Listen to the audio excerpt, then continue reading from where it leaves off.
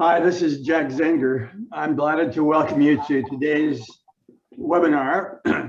We've entitled Ignite Your Initiative, the Art of Getting Things Done. I've always thought about initiative as having two basic components. One is kind of the ability to see what needs to be done. And then secondly, the ability to kind of take the first step and get things moving. Supporting today's webinar will be four people from the ZF organization.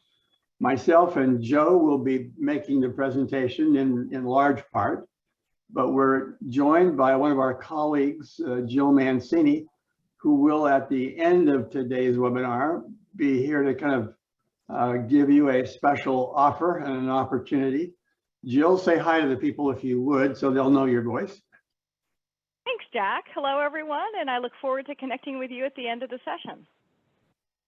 And thanks. And finally, we have Tracy Mancini, who is Tracy Consolini, I'm sorry.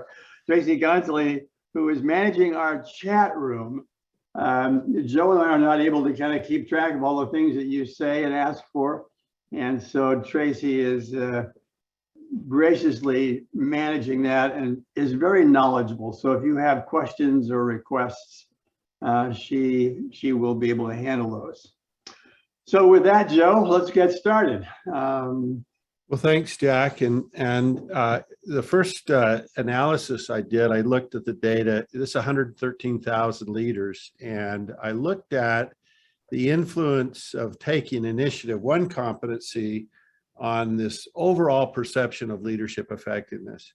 And as you look at the graph there, you can see on the horizontal axis is your effectiveness at taking initiative, first to the 9th percentile, and then overall leadership effectiveness, which is the average of 60 items that measure your leadership effectiveness. And what is very apparent there is a strong correlation between taking initiative and being rated as a highly effective leader. Now, I did a second study where I looked at just above average leaders. So these are leaders that are performing above average. And then I looked at that data by age. So on this second graph, what we're looking at is age groups. And then I plotted there, the line, it represents your scores or the average scores from leaders on taking initiative. And what you see there is that at a younger age, you can see the average score for those 25 to 35 is about the 75th percentile. And then, you know, you can see how that goes down. Now, the insight here is that it looks like taking initiative is a very important competency early on in a person's career. Now, be aware that when I say it goes down, it only goes down to about the 68th percentile. So it's still relatively high, but early on, taking initiative appears to be very important. Jack, why do you think that is? Why is taking initiative so important early on? Yeah, Joe, I think taking initiative is a pattern that people establish in their careers. And the thing that gets them noticed, the thing that kind of leads them to get that first promotion or the assignment of being a team leader is that ability to see what needs to be done and to take the first step, making it happen. I remember when my daughter used to invite boyfriends to come to dinner, and I would always kind of look at what happened when it was time to do the dishes. and those that pitched in and helped, I liked. And she married one of those. So it was a really good, you know, for me, it's a good test of you know, kind of a person's character and if they're willing to jump in and help. Now, this second slide there, this next slide really shows you the age groups again. But now what I'm looking at is I'm looking at people in the top quartile, right? Top quartile on overall leadership effectiveness.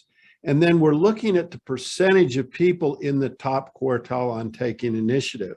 And as you can see there, the 25 to 35 group, 80% of the people in the top quartile in that age group scored high on, were in the top quartile on taking initiative. And then you can see how that goes down to 69%. So there's two observations there. One, taking initiative appears to be very influential throughout your career, but early on, it's especially essential, or it makes a big impact. And I think it gets you noticed, early on in your career. One of the things that I always really think is interesting is when you give somebody a job, and when they finish the job, they stop. You say, why did you stop? It's, well, I did what you told me to do. Now I'm going to sit here. Tell me to do something else. And why, that is not a good thing. It's not a good thing. But Jack, we got this question on social media, and I thought it was a really good question. Can you take, too much initiative? Could it be problematic?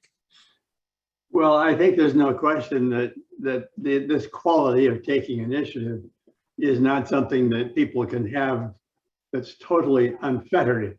There are times when people go too far.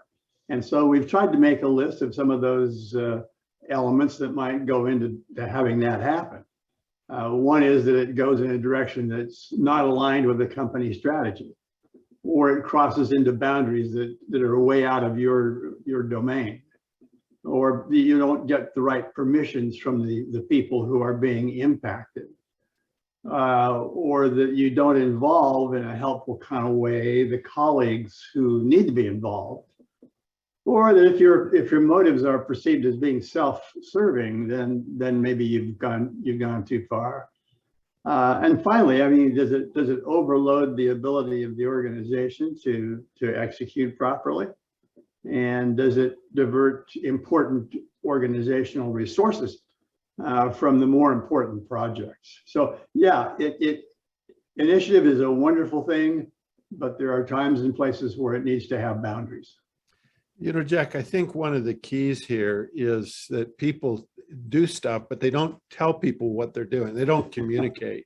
I mean, yeah. They head off and if all you did was just say, gee, I'm thinking about doing this, somebody, whoa, wait a minute.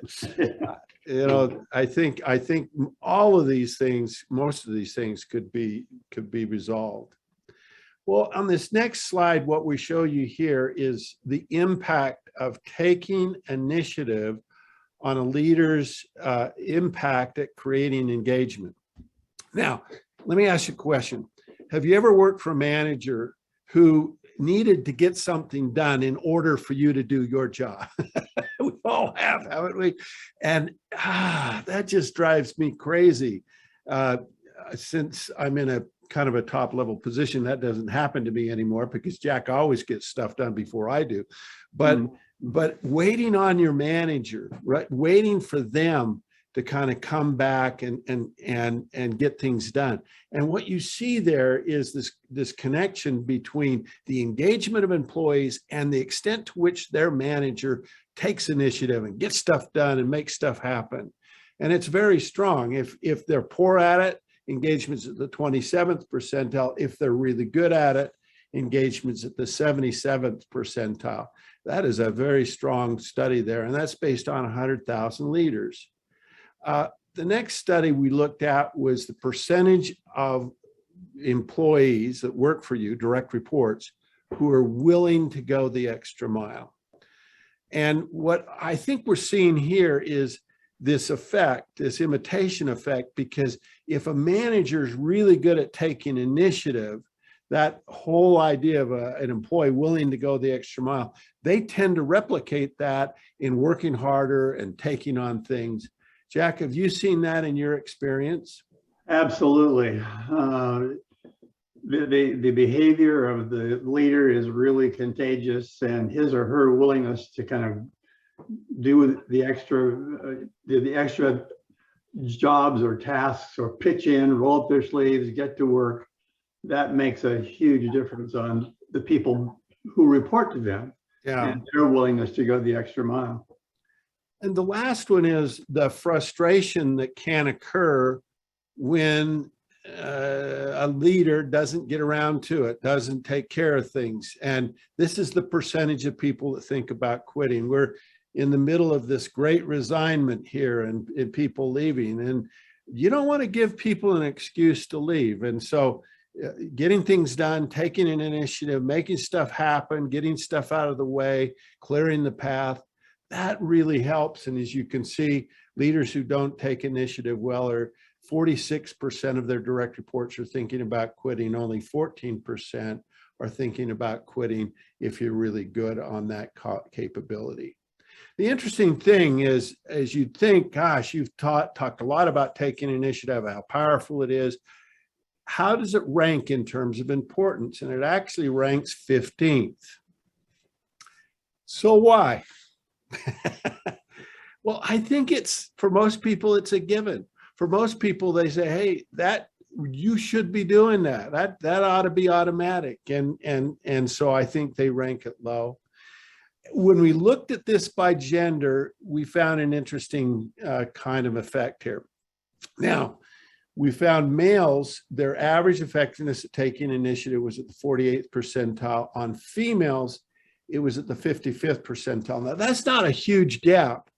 But when you think about the number here, 25,000 females, 49,000 males, and that average effect, that actually is the competency that's the biggest difference, that makes the biggest difference between males and females, is taking initiative. Females are significantly, statistically, more effective at doing that. And I think that's a differentiating effect for females.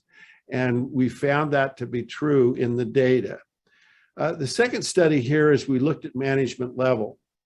And this was kind of surprised a little bit because top managers are at the 51st percentile, middle managers the 45th percentile, but supervisors actually scored higher on this than top managers.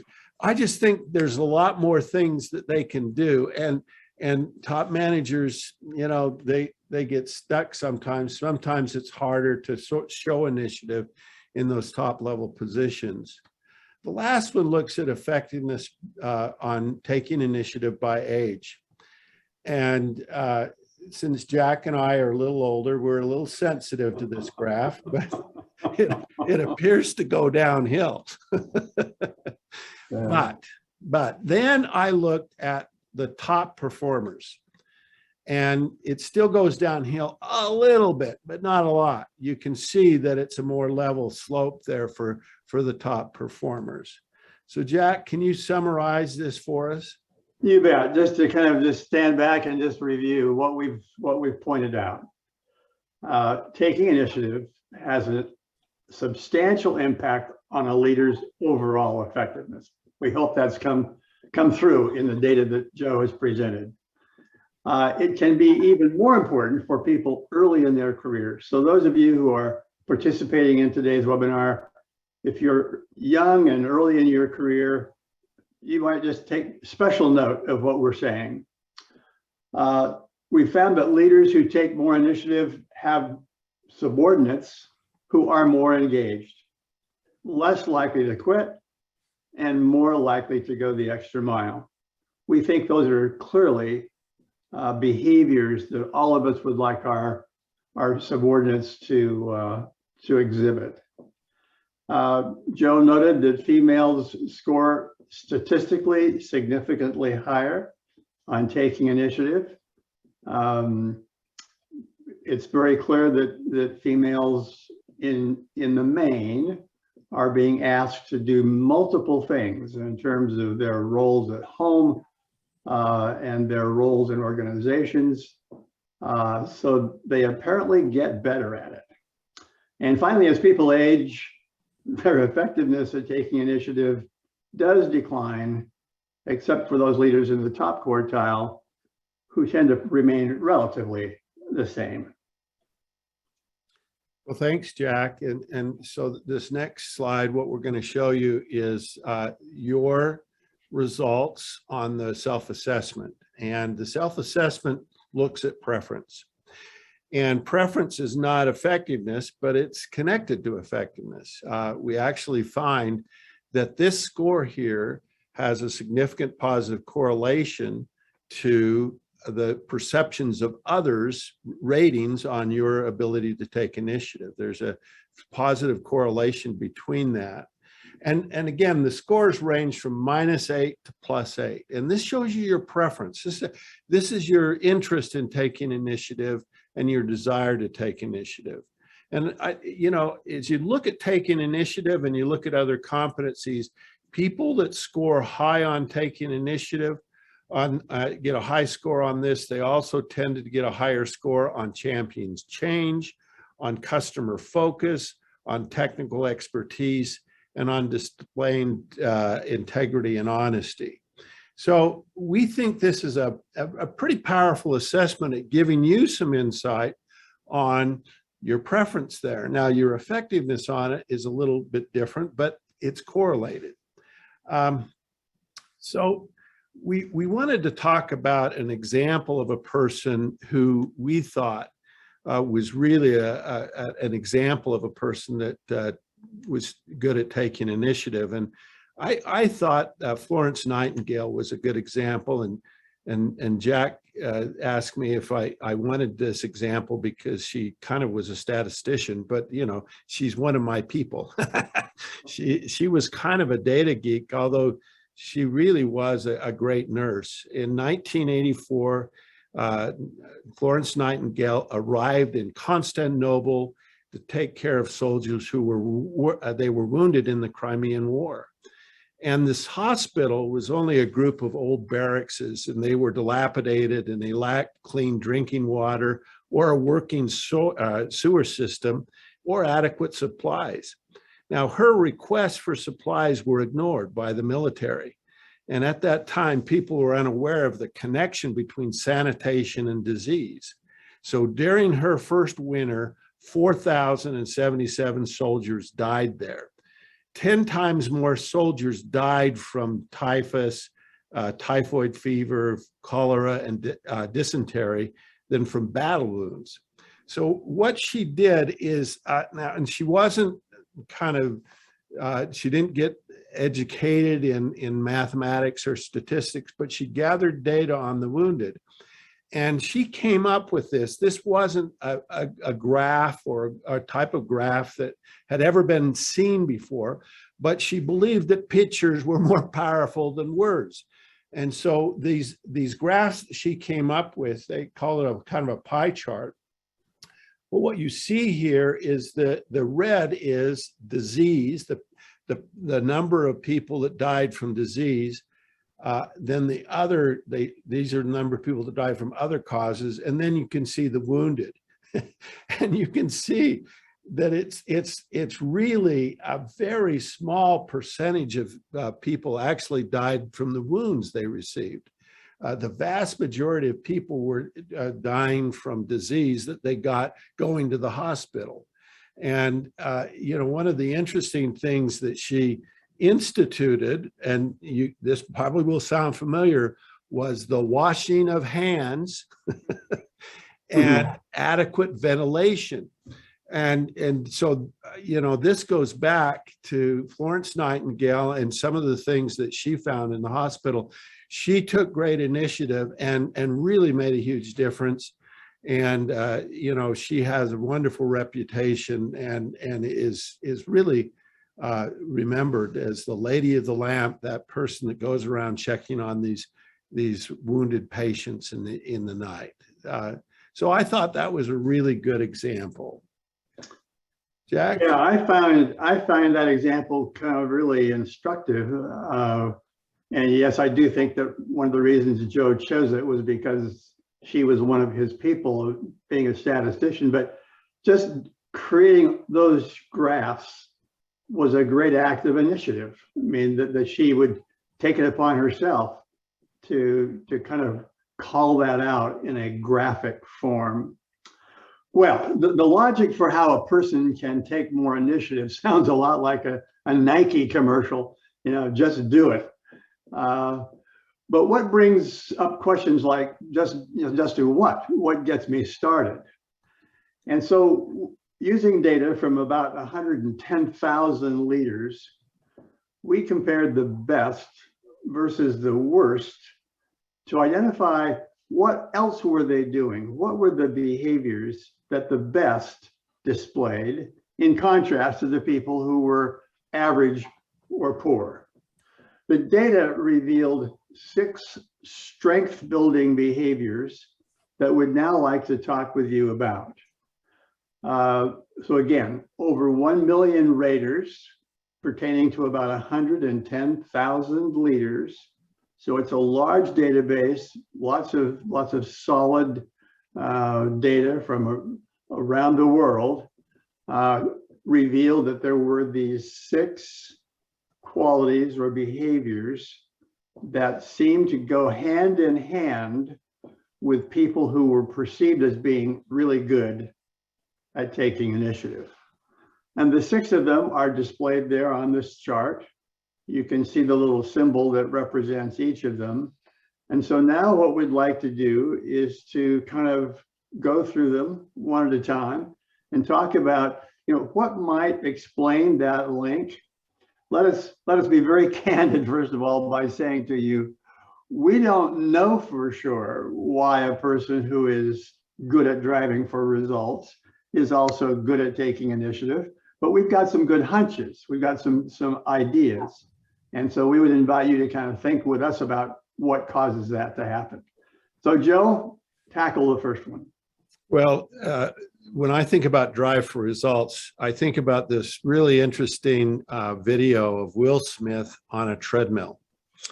And Will Smith he's not on the treadmill. He's talking about what he does when he's on a treadmill.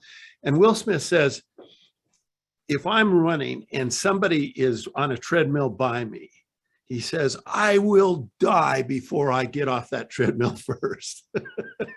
I will die, and I'm thinking, oh my gosh, he is really competitive. But, at one level, I really love that kind of attitude of saying, I'm gonna win. I'm gonna compete.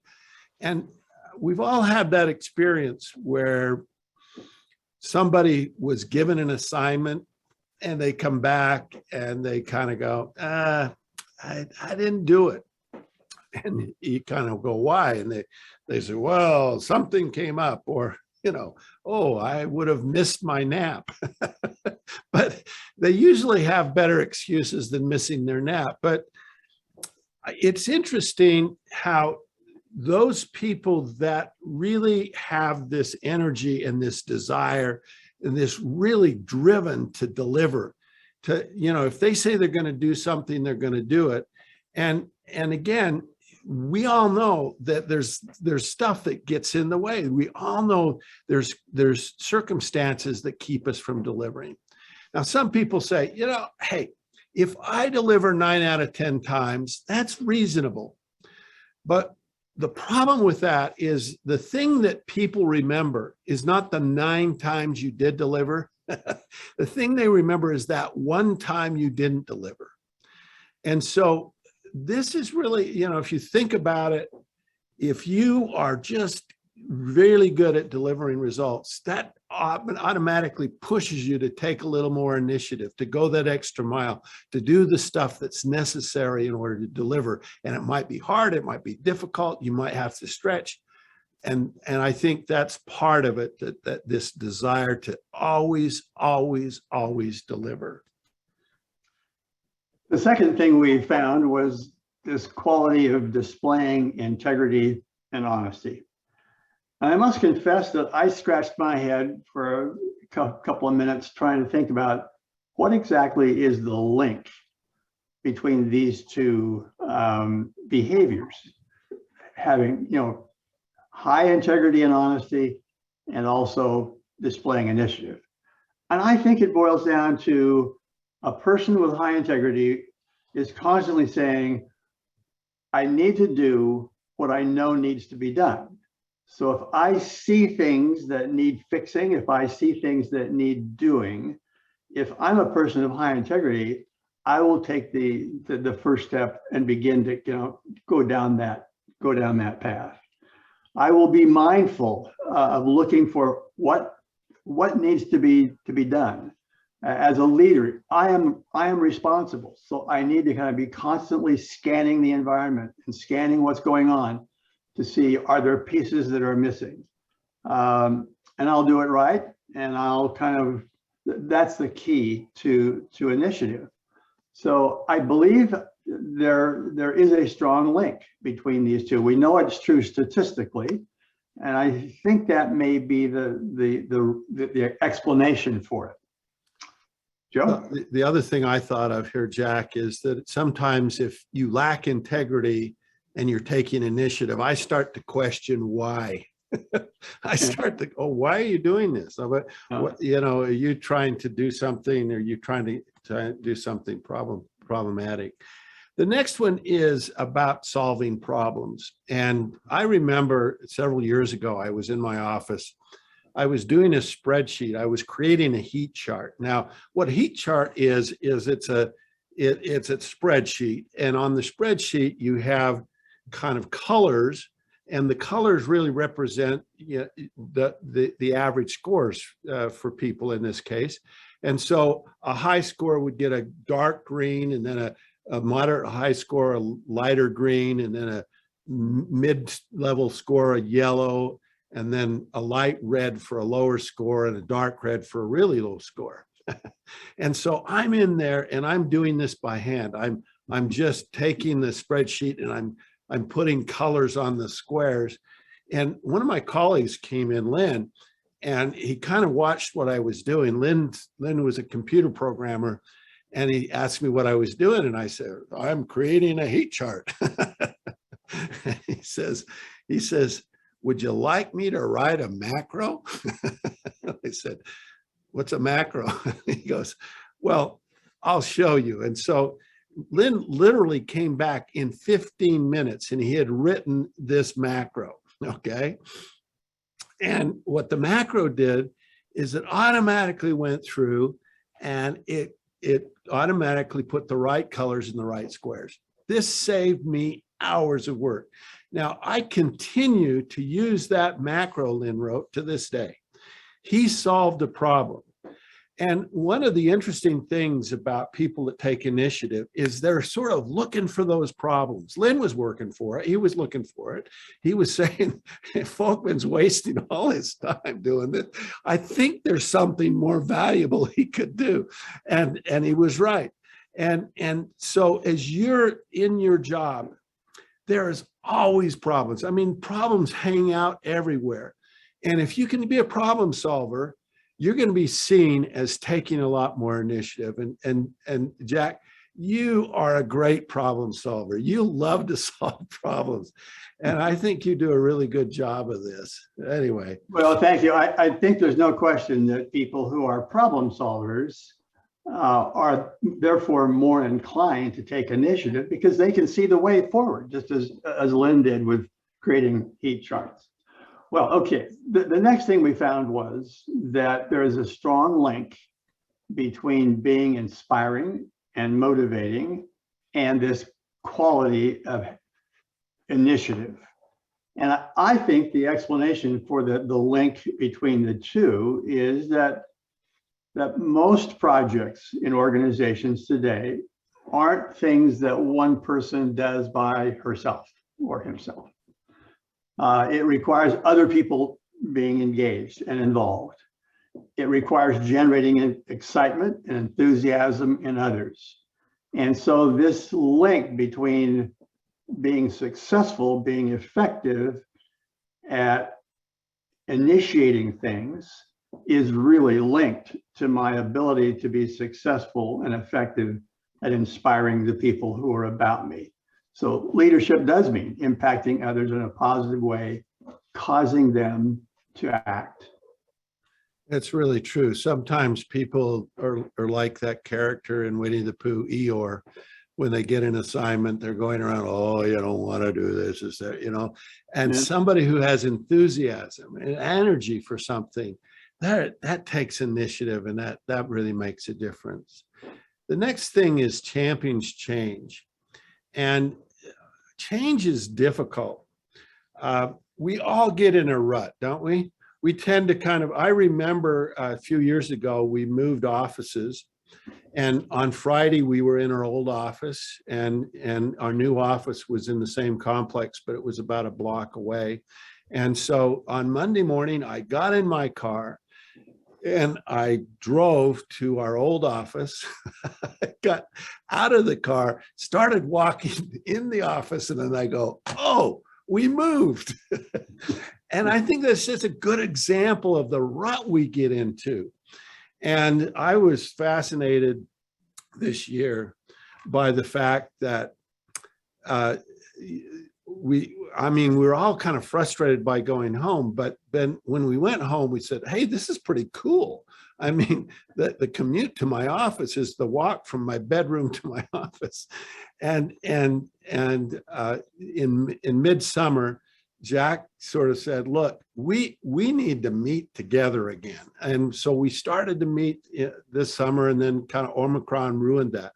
But he saw that need for us to meet together, to change that. This ability to be willing to change, it takes a little more energy, it takes a little more effort. Daniel Kahneman wrote this book, Thinking Fast and Thinking Slow. He wrote about these two systems, System 1 and System 2. System 1 is automatic things. It's that rut we're in. It's that those things we do automatically. System 2 takes a lot more energy, but it's a different level of thinking. And that's what champion change is. That's embracing change, being willing to change, being willing to try things new. And doing that shows a tremendous amount of initiative. The sixth strength builder we identified was being a good communicator, communicating powerfully. Joe has alluded to this earlier, that the ability to kind of let people know about you, what you're doing, why you're doing it, how it may impact them is really key to having your efforts at taking initiative be successful. It's so easy for us to assume that others will just intuitively know what we're about. And the fact is, they often either misinterpret it or misunderstand or don't know what we're doing. So both in the quantity and the clarity of our communication, it's a very key element of successful initiative being exhibited in an organization. You know, Jack, the great thing about these 6 behaviors is they really help you demonstrate initiative. They really help you clarify initiative. And just this one, you think about things that you do that nobody knows about. It's like, well, gee, if I knew you did that, I'd think you took initiative. Well, okay, communicate, let people know. You're not bragging or anything, but you're just communicating and informing people about what you're doing. And again, these things help. Now, in the self-assessment, you went through and you were given the choice. You voted, this is what I do first, this is what I do second, this is probably what I do last. But based on that, you get a preference for these 6 different companion behaviors or strength builders. And the scores range from -4 to +12, okay? So what that score shows you is the more positive that score is, the higher your preference for that particular thing. Now, a high preference shows that this is something, you know, I kind of like to do. I don't mind doing it. I actually enjoy doing it. And so this gives you as you think about, well, which one of these could help me show more initiative, that preference score is a really important score because you've got passion. You've got energy for that thing. Now, the second part of that is we ask you to rate your effectiveness. Now, this is based on a 5-point scale. The scale was needs significant improvement to outstanding strength, 1 to 5. And what you can see here is your score on these.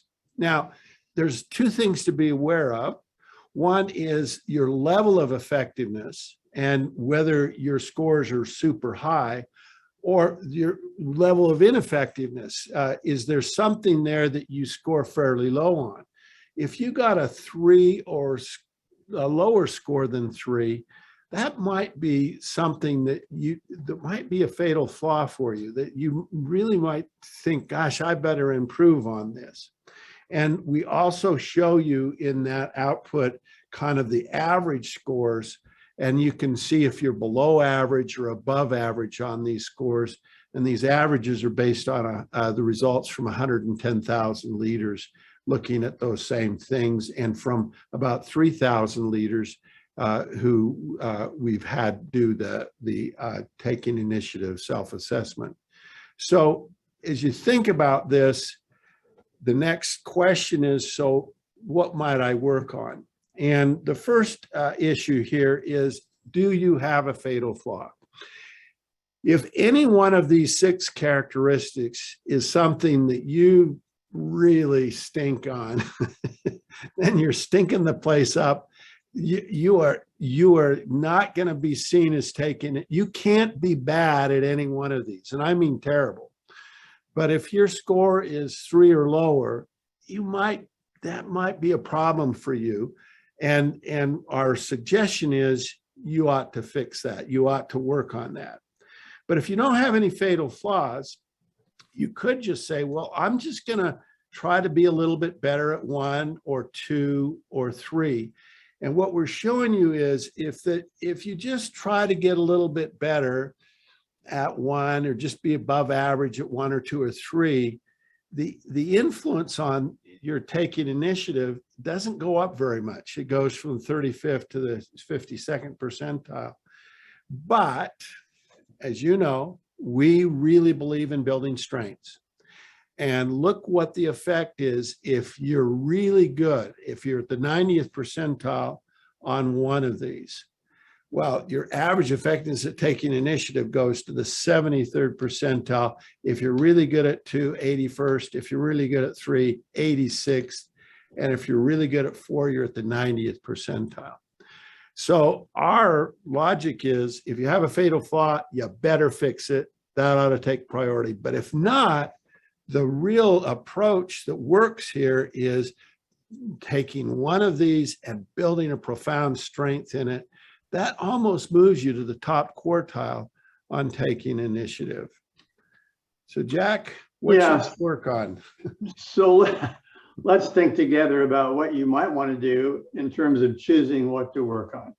As Joe has pointed out, if you do have something that you are really scoring very low on, then that may be where you want to start.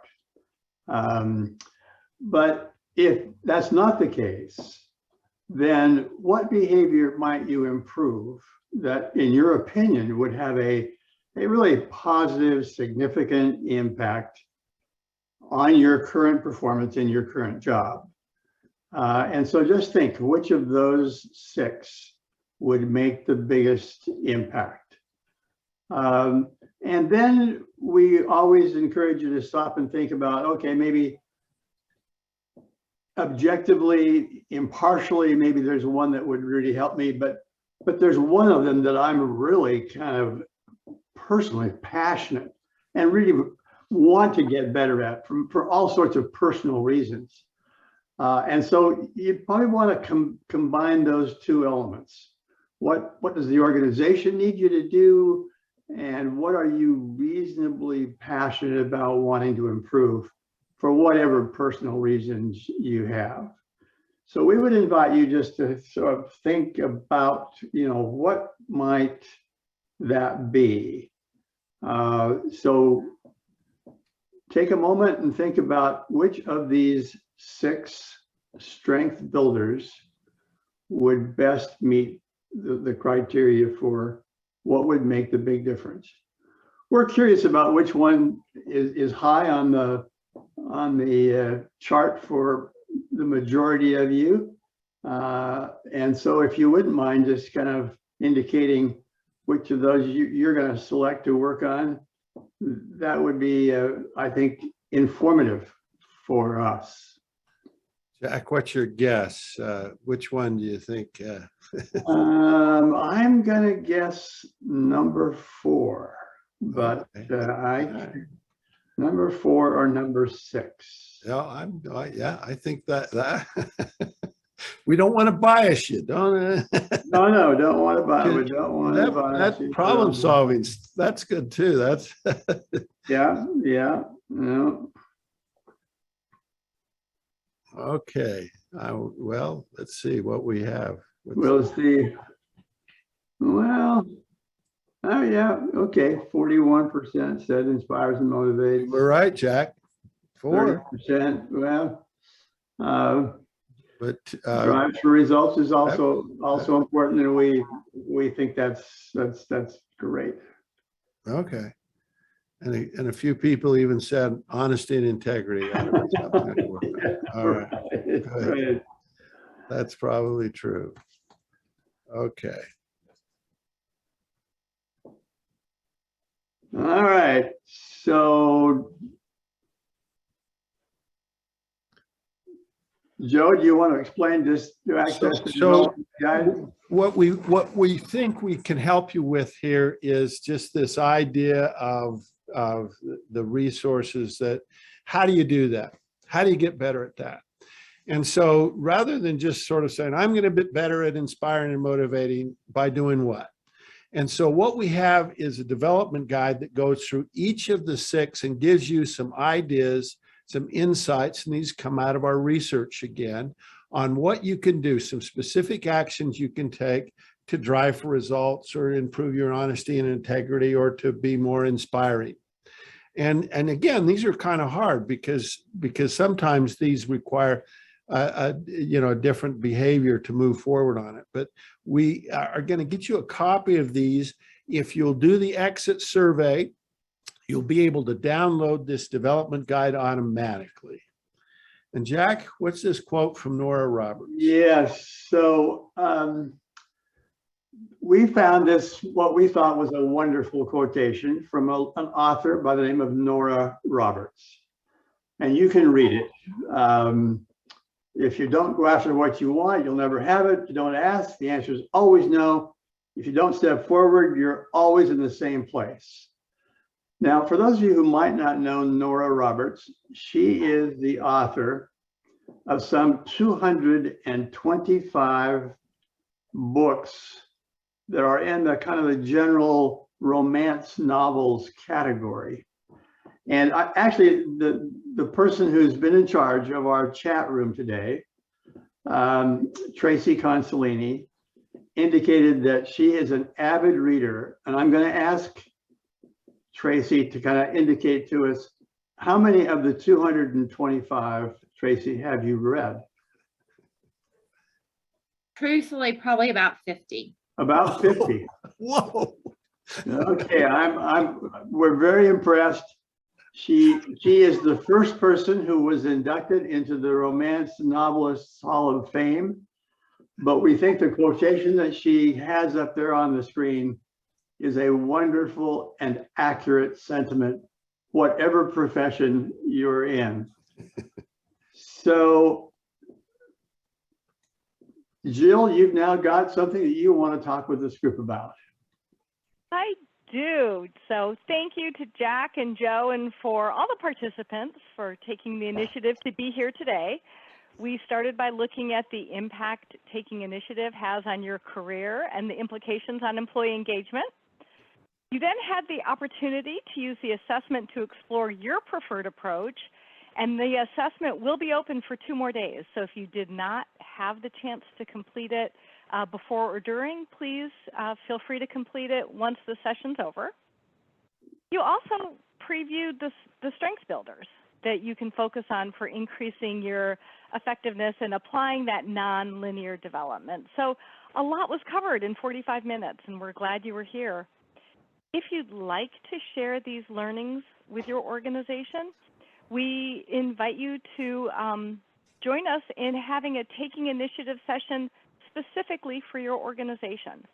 Joe would lead the conversation for up to 25 of your colleagues, and we're offering that at a reduced price of $5,000.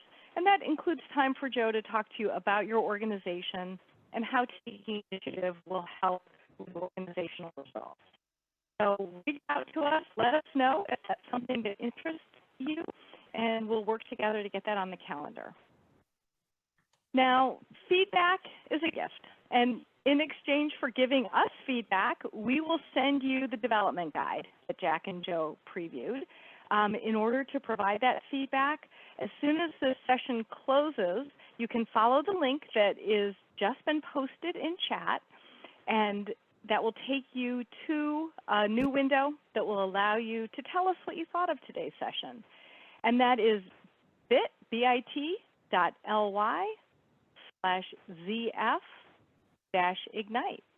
So please follow that link, give us your feedback, and we'll be pleased then to send you the Taking Initiative Development Guide. So thank you very much for your time today. It's great to see you. Happy New Year, and we look forward to seeing you on our next webinar.